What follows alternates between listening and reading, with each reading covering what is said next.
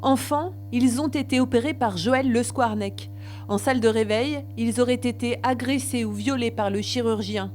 Des faits dont les victimes n'étaient souvent pas conscientes car elles étaient encore sous anesthésie, mais leurs noms et prénoms sont bien dans les carnets noirs du chirurgien. Pour les enfants devenus adultes, le procès est l'opportunité d'expliquer les mots qui ont ponctué leur vie.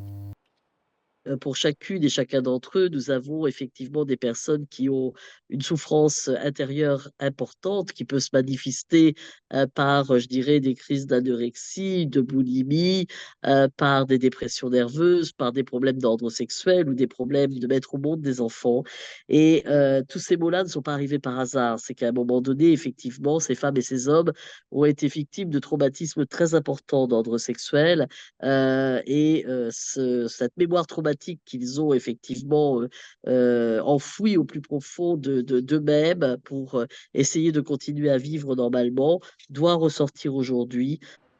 L'enjeu de ce procès est également de savoir si Le Squarnec a été protégé par la direction des hôpitaux qui l'employaient, alors que le FBI avait averti les autorités françaises qu'il consultait des sites pédopornographiques.